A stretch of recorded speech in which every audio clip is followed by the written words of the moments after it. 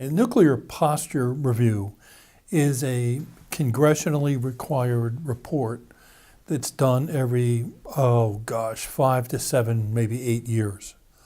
That reports on the status of the U.S. nuclear forces arsenal, which would be the bombers, the long-range missiles, the ICBMs, and the submarine force, and any other nuclear weapons that we have, to see if it, and the question it poses is, are we keeping around what we need to keep around? Can we get rid of certain things? Has the world changed so that we want to adjust the arsenal in some way? And this hasn't been around very long. This is the third one. And one was done in 2002 and one done in 2010. Let me just add, like many official documents coming out of Washington, they have this character of they're anodyne. I mean, you read it and you can't disagree with it because they don't say anything.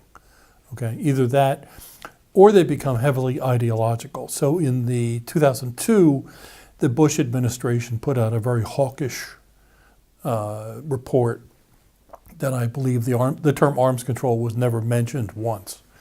In 2010, the Obama administration kind of retaliated, if I may use the word, and started to put a very dovish plan out there that said we should get rid of nuclear weapons.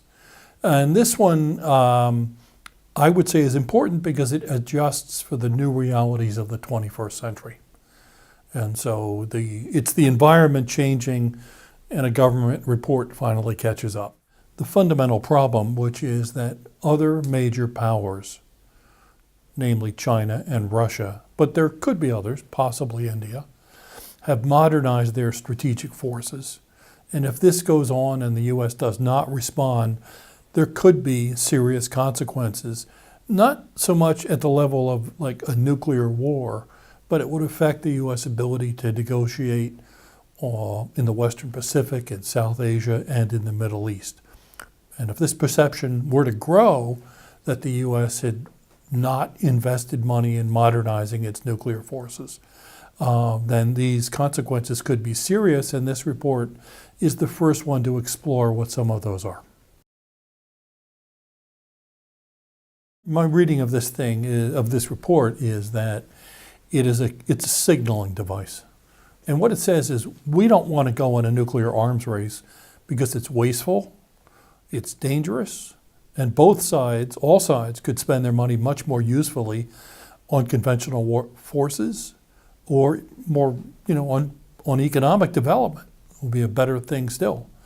But we're not going to look over and not notice some of the things you, Russia, or you, China, are doing. So if you want to sit down with us and talk, we are prepared to do so, but we will no longer just glide along as if nothing is happening, as if muddling through is an acceptable course of action any longer.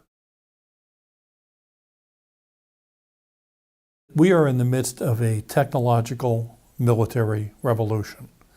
And this comes from the digital technologies finally coming into the armed forces.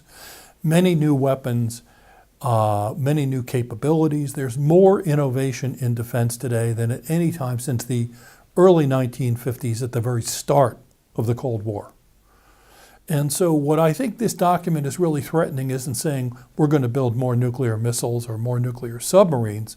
What it's saying is we're going to unleash American innovation, and we would prefer not to do that, we in Washington, if we could have possibly avoid it. But our response to you isn't to build more missiles. We will honor all of our arms control agreements, but we will build new capabilities that really will potentially open up a new arms race with unknown consequences. It's like Pandora's box, this new technology, because the new digital technologies spill over into the nuclear balance. There is a term you hear in business schools all the time now, big data. There's all this huge amounts of data that are out there, and companies are finally trying to figure out how can we use it. It's about our customers, their preferences on the internet.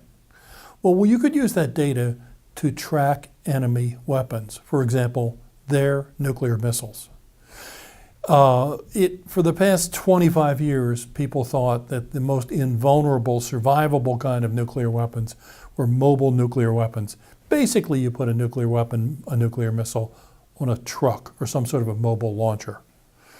Now, if we were to listen in to the telephone conversations of the crews, which in some cases can mount into the hundreds of individuals, if we had acoustic sensors that could track these systems around or take pictures of them with spies using cell phones, we could track those.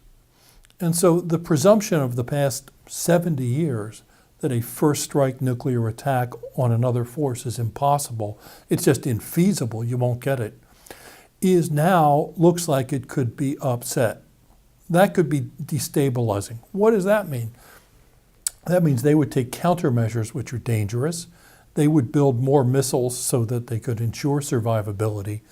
And this is just one example of many I could give you where the new cyber technologies are spilling over into the strategic balance.